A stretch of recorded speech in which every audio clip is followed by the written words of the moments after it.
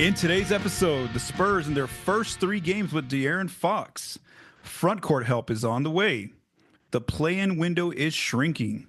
The Spurs' trade on trade deadline day, and then previewing the upcoming 2 games before the All-Star break. So it's been about a week since I last recorded the Spot Up Pod episode. Back then on Sunday, a week ago, the Spurs had just landed De'Aaron Fox in a trade with the Sacramento Kings and Chicago Bulls. So now we've actually seen a week go by, and Fox has actually played in some games with San Antonio. So that's kind of where I want to start here in this episode is revisiting these first 3 games with De'Aaron Fox for the Spurs and kind of how he's playing, how the team's kind of playing alongside him, those kind of questions as well. All right, so let's go and jump into the games.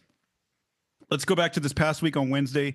The Spurs are on the road at Atlanta playing the Hawks for the second time this season. The Spurs were favored by 4.5 points in this game, and they end up coming up with a very close 1-point win in crunch time. So the Spurs actually played really well starting off the game. They actually led by 20 earlier in the game, but then Atlanta started to make a comeback in the second half. It came down to one final possession where Fox and Wemby run a pick and roll out of the sideline area.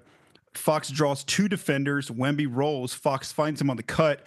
And so Wemby goes up hard for a dunk. He gets fouled in the middle of the air. He gets to the free throw line now. And again, the game is tied going into this situation. Wemby makes the first clutch free throw. And then with Atlanta not really ready for this, he purposely misses the second free throw to kind of throw off their momentum. Trae Young does get it. He kind of takes like a very far half-court heave, and he misses that shot. So Wemby did a great job there by purposely missing, but also kind of throwing off Atlanta. They didn't really expect Wemby to do that. Fox played very well. He excelled really well in his first game with the Spurs. He ends up with 24 points. 13 assists, which ties his season high that he had with the Kings earlier this season. So again, his first game as a Spur, he ends up with 13 assists, tying his season high. 3 steals as well. Wemby ends up with 24 points, 12 rebounds, and 1 block. And then Devin Vassell had it going with 20 points, 4 assists, and very active on defense with 4 steals. If you want to know more about this game, I did a film breakdown of Fox's play in this game over on the spotupshot.com. And in there, I did some video on his passing, his scoring, and his defense in that game against Atlanta. So again, I do encourage you to go visit the spotupshot.com. Then the 2, I would say, more disappointing losses happened on this back-to-back over the weekend. So on Friday, the Spurs are on the road at Charlotte, continuing the rodeo road trip.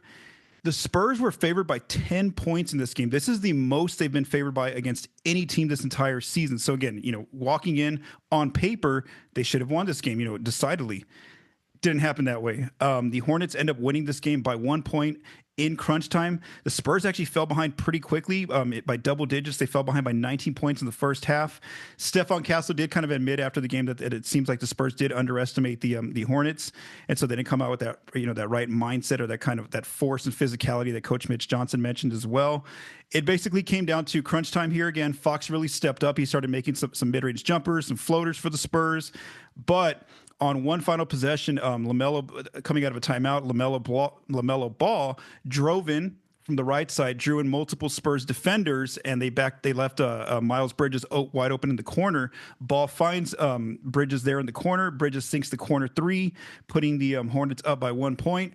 Then on the following possession, Fox actually, with 1.4 seconds left, Fox comes up with a very key clutch pull-up 3 that goes in. However, when the replay review went back to look at it, his fingers were still on the ball when the buzzer rang, and so the referees, said that was a no good basket. And so the Hornets did come up with that upset there by 1 point. The Spurs almost made the 19-point comeback, but they ended up losing that game. Rookie Stephon Castle had a very strong game for the Spurs. He ends up with 33 points off of the bench, and that's big for him because he had been struggling when he had to go back to the bench and play off the bench. His numbers didn't look as good as compared to when he was a starter. And so again, for him to get his career high scoring night, 33 points as a bench player was really good for the Spurs going forward, if that's going to be his role, at least for the rest of this season. He also got a new career high 10 made free throws in this game, just constantly attacking the Hornets' defenders. They really had a tough time containing his dribble penetration and his physicality there at the rim. Fox has another good night here with San Antonio, 22 points, 6 assists to 0 turnovers, a team high 4 steals. And he kind of mentioned how he definitely feels that he can, he and the other Spurs players can do a lot more, maybe that he couldn't do in Sacramento, because now he has a very, elite defender back there in the paint to clean things up in Victor. So you do see that Fox's, steals at numbers already going up in his first few games with the Spurs. Wemby ends up with 16 points on the night. He had a tough night shooting the three ball, 1 of 9 from three. Still gets a double-double, 11 rebounds, 5 blocks as well in this game against the Hornets. And then one of the big issues for the Spurs in this game that was part of their loss was that they had trouble with second chance points for the opponent. Get the Hornets got a bunch of offensive rebounds, and then also Charlotte was just kind of getting a lot of good high quality threes, and they shot very well. They shot a opponent season best 60% on wide open threes, and so again, those were the two of the factors that led to the Spurs in that loss. All right, so now Saturday, the Spurs are on the second night of a back-to-back. They're on the road at Orlando. I do want to say the Magic were favored by 3 points in this game. The Magic ended up winning by 1 point in this game. Let's just go down to the final few possessions here. So 25 seconds left in the shot clock. Paolo Banchero comes up with the clutch pull-up mid-range jumper that was contested very well by Harrison Barnes, but still Paolo got the shot to fall. So now the Magic have a 1-point lead. Then on the next possession, the Magic do it kind of like a take foul where they kind of just, they had a foul to give, should I say. And so now the Spurs have to inbound the ball with 12.1 seconds left. They get the ball to De'Aaron Fox, and then he and Wemby run a pick and roll. After the Magic switch the action, Wemby has a mismatch. He has Anthony Black, who's only 6'7" on paper, against Victor, who's 7'5", kind of right above the free throw line, about 20 feet out. Victor kind of moves to his left and then takes a pull-up fading jumper, and he ends up missing the shot. It kind of hits the back of the rim and then falls out. And so the Magic do hold on there for the 1-point win. And what's crazy about this shot for Victor is that he had been a perfect 3 of 3 from mid-range coming into that shot. But then, unfortunately, his one chance at a game winner ends up going out there on that final play. The Spurs had a tough time stopping Franz Wagner, who ends up with 33 points, but 24 of them in the paint. So, again, he was just relentless and attacking nonstop against the Spurs' defense, no matter who they were putting on him at different times. Even when Victor blocked him 3 times at the rim, Franz just continued to attack inside, over and over again. And then, of course, the rebounding was a big issue for them again. Orlando scored a bunch of second chance points and pulled down a lot of offensive rebounds. That has kind of been an issue for the Spurs lately in some of these losses that they've been losing. Devin Vassell had a strong game again with 25 points. He only missed 3 shots the entire game. He did a really good job with his jumpers, 10 points from mid-range, 9 points from 3. Harrison Barnes had a great start to the game where he ends up with 21 points on the night, but makes 18 points in the first quarter, where he makes 6 threes in the opening quarter, tying his career high for most threes made in a quarter.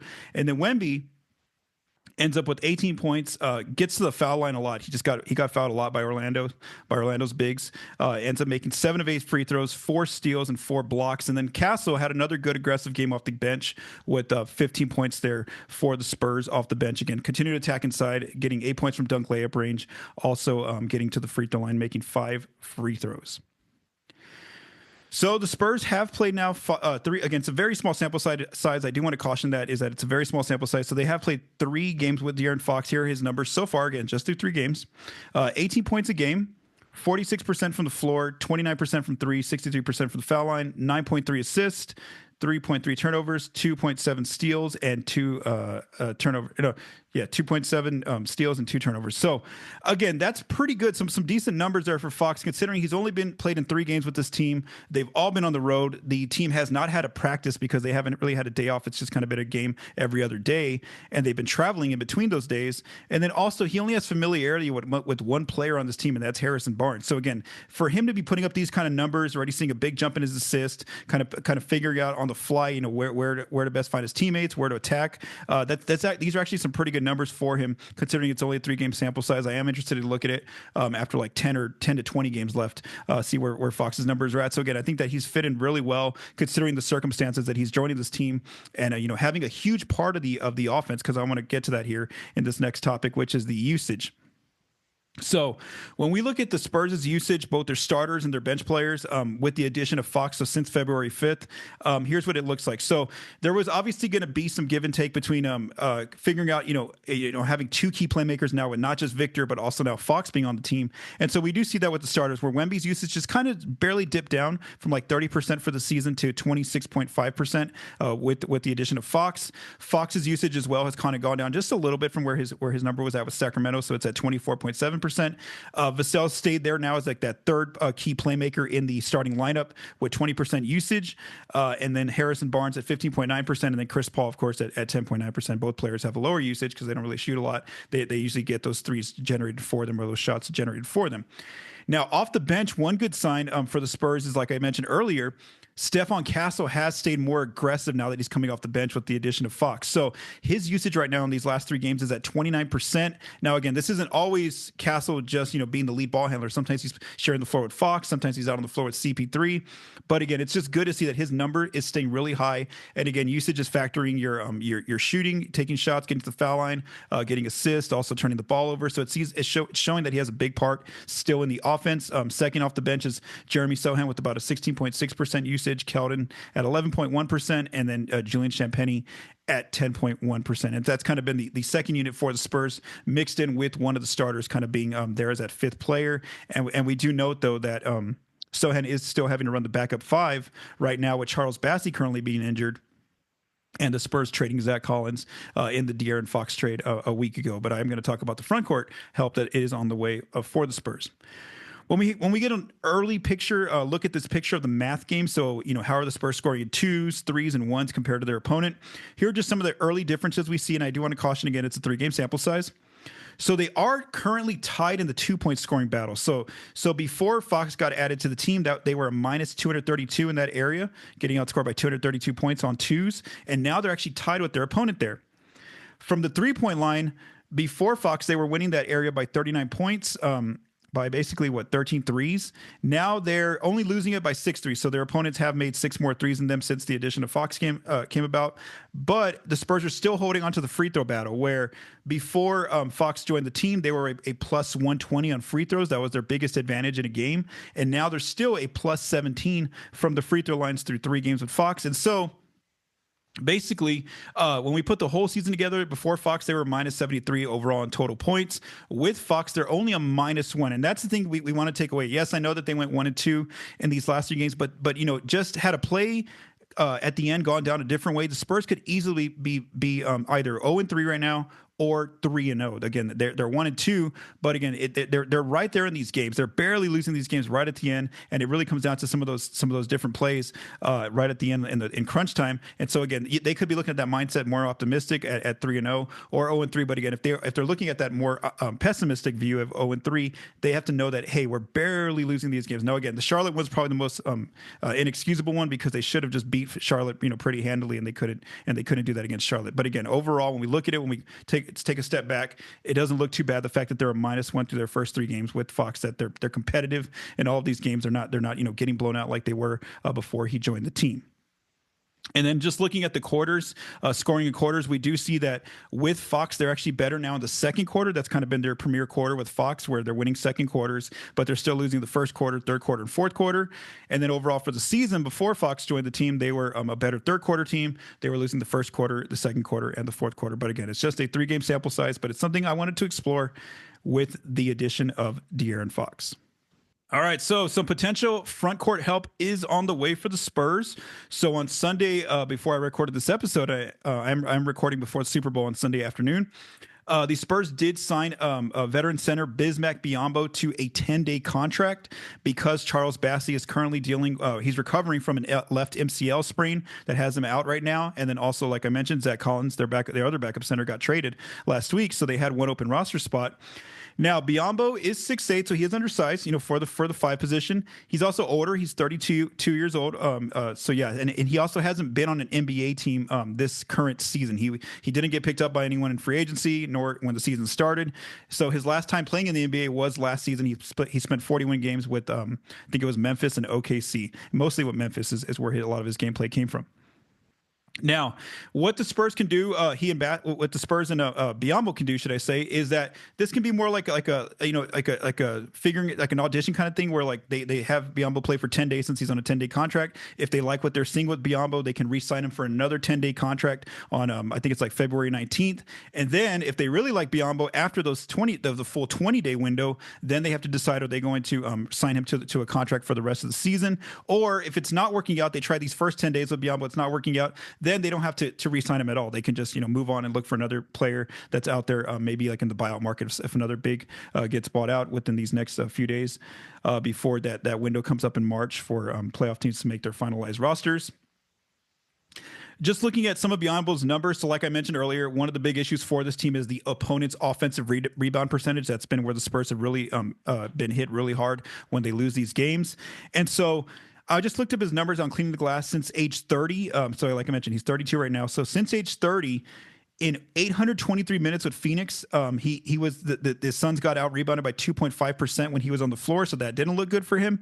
But then last year, at age 31 with Memphis, in 718 minutes, the opponent grabbed 2.4% less of their offensive rebounds. So that was a good number for Biyombo. So it's kind of a give or take. Again, it's going to matter more so too with the personnel that he's out there on the floor with. So he's going to probably be out there with Castle, who is it? Julian Champagny, Keldon Johnson, Jeremy Sohan will play the 4 now, and then Biyombo will be at the 5. That's again if he gets minutes. I'm not even sure if the Spurs are going to give him minutes early on right when he starts. So we'll kind of see. When he gets joined on the team. And he is supposed to be apparently be available for Monday against the Wizards, according to Jeff McDonald, the San Antonio Express News. I didn't get to check the injury report before I started recording this episode. So, yeah, that's just something to keep in mind.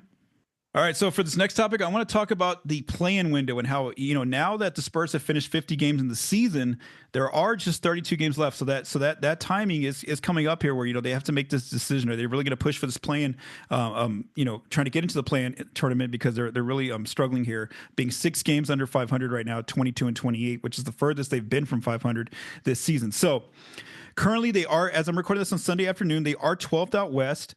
But when they lost initially on Saturday night, they actually fell to 13th because at that time Portland had actually moved ahead of them. But then the Blazers also lost on Saturday night, so now the Spurs went back to 12th. So again, Portland's kind of right there on their heels and moving between like 12th and 13th is where the Blazers are at.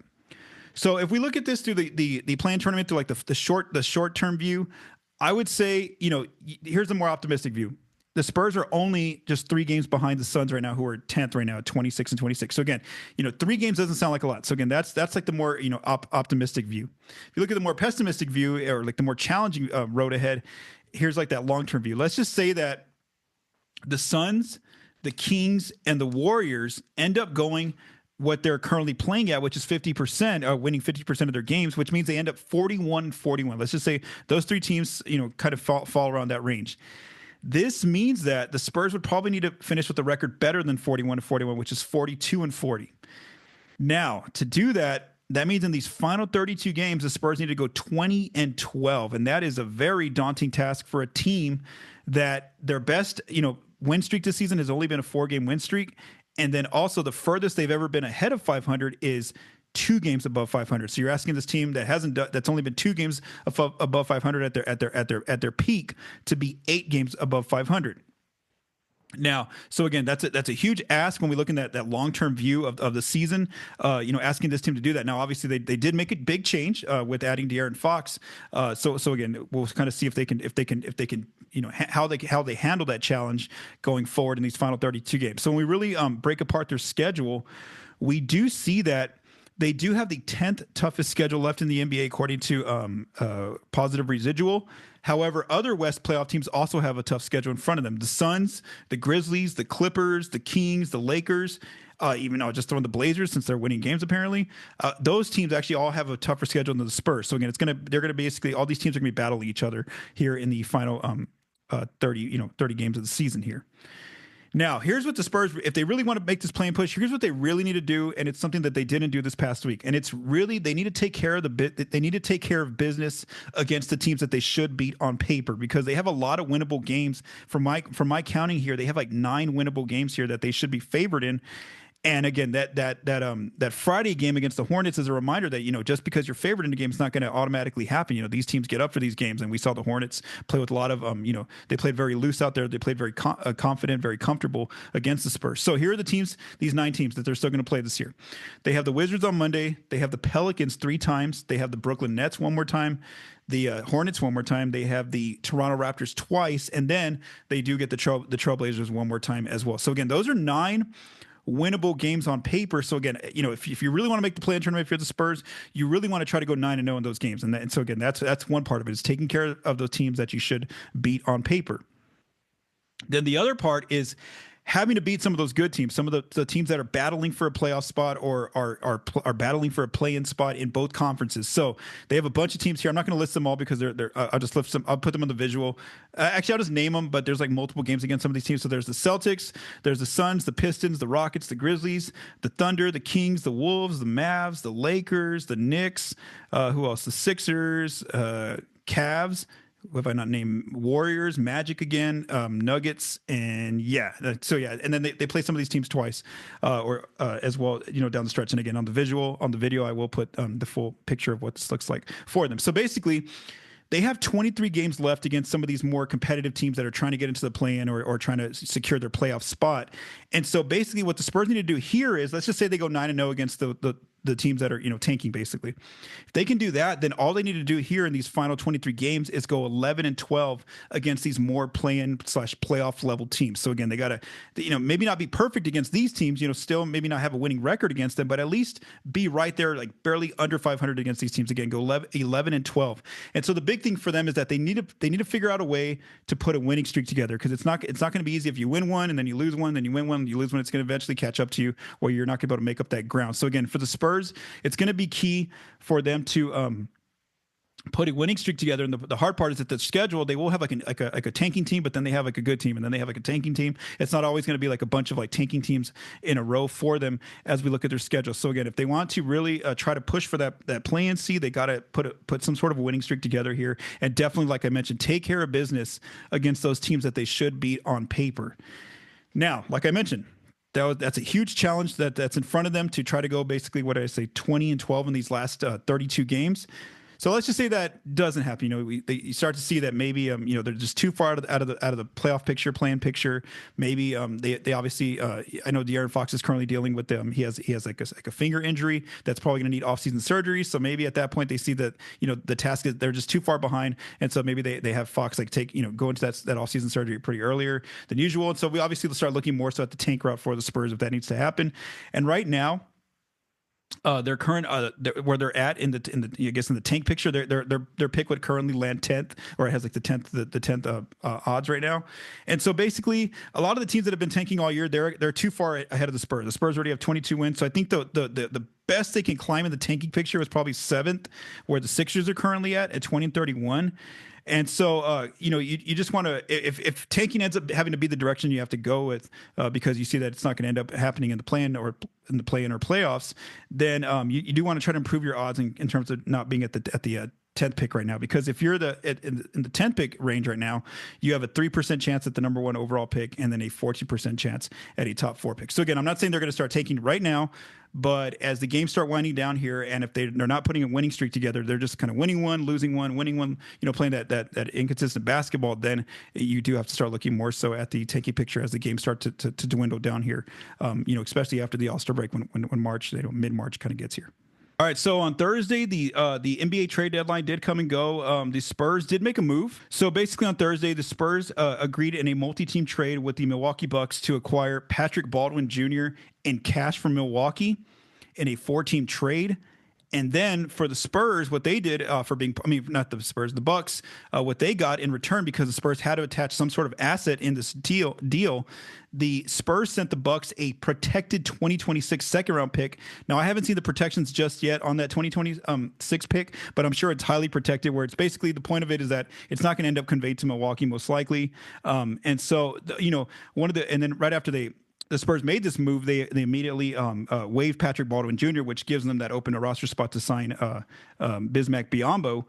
And so basically, financially, this didn't really hurt the Spurs too much. Baldwin Jr. was only making $2.4 million this season. The Spurs are still like $9 million under the tax, so it didn't hurt them to waive him and let him become a free agent. And so one of the questions I was getting from a lot of Spurs fans was, why would they do this? Why are they sending a protected second-round pick, bringing in a player, waiving him, and just getting cash basically out of this? And I think one part of it is, yes, you get the cash out of it if you're the Spurs, but also it's more about building relationships with other front offices, where you help Milwaukee out here by taking in this contract and waiving this player. And now in the future, if there's ever, a trade deal out there, something's going on, maybe like a free agent you want to sign, and the Bucks have his bird rights. That's kind of why you do these kind of deals as front offices that have the ability. They're so far under the tax to take in some players or contracts, things like that. And so again, that's kind of why you do it, is you kind of build those relationships with the different front offices. That way, in the future, if there's ever a player out there on their team that you want to acquire to your team, you already have that. You can kind of just revisit, hey, remember, kind of we helped you out back there, so that kind of just kind of building those relationships where, like, you have a more working, better relationship with other front offices. So I guess that's one of the ways you would kind of view that trade for why the Spurs made it on Thursday. All right, now, before I close up this episode, let's preview the Spurs' last two games before the All-Star break this upcoming week. So on Monday, they are on the road still, part of the rodeo road trip, at Washington against the Wizards. The Wizards, on paper, are the worst team in the NBA. They are 9-43 this season. They are 3-7 in their last 10 games. So I do expect the Spurs to win this game. The question is, will they win this game more, a little bit easier, I guess you would say. But again, we saw what happened against the Charlotte Hornets. So again, they have to really, take the Wizards seriously, because they didn't do that against the Hornets, and we saw what happened on a Friday when they ended up losing that game against the Hornets. But I have that as a win on Monday. Then on Wednesday, the Spurs traveled to Boston to play the Celtics for the first time this season. The Celtics are a very good basketball team. They are 37-16 this year, second out East, and 7-3 in their last 10. And so, because of just where the Spurs are at right now as a team, they're kind of figuring out their team right now on the fly with the addition of De'Aaron Fox. The Celtics are a more complete team. They're the defending champs. I'm going to go ahead and go with Boston in this game against the Spurs on Wednesday. So maybe 1-1 in this week leading up to the All-Star break. Now, I want to visit the All-Star schedule, because there's going to be a lot of Spurs players in this All-Star weekend coming up next weekend on Valentine's Day weekend. So let's go to Friday. On Friday, rookie Stephon Castle will be part of the Rising Stars game. It's in that tournament-style game where he plays against like other rookies, sophomores, and G League players. And some of his notable teammates are going to be Zach Edey, Dalton Connect, and Jalen Wells. So again, he's going to have multiple new teammates for this game, and those are some of the players that stood out to me that are part of Castle's team. Then on Saturday, All-Star Saturday night, Wemby and Chris Paul will be part of the skills challenge, where they're going to compete against three other two-man teams. And in that skills challenge, you run through like the cones and you make the passes through the open hoops, and you get a layup in a certain time limit. So Wemby and Chris Paul are going to be on the same team for that one, for Team Spurs. So that'll be the first event on All-Star Saturday night. Then later, on the final event, the event number 3, rookie Stephon Castle is also going to be part of that one, and that's going to be the dunk contest. So Castle, we've seen him this year throw down some major dunks this year, one-handed, two-handed, off alley-oops, dunking over people. So he's going to be going up against fellow rookie Modest Buzelis of the Chicago Bulls, Andre Jackson Jr. of the Bucks, and then two-time defending dunk champion Mac McClung, who usually plays in the G League. So again, Mac McClung is there to defend his title. We'll see if Castle can take that away from him here in his first dunk contest ever for Stephon Castle on All-Star Saturday night. And then on Sunday is the NBA All-Star game, and since Wemby was selected as a reserve, he's going to participate in this game, and so it is going to be in a new tournament style as well on Sunday. So that'll be interesting to see. This is the first time the All-Star game is for the All-Star game, at least it's going to that tournament style. And some notable teammates for Wemby on Team Chuck are Giannis Antetokounmpo, SGA, Shai Gilgeous-Alexander, and Nikola Jokic. Those are amongst some of the players that are going to be on his team. So again, it's going to be interesting to watch how Wemby and his team perform on All-Star Sunday.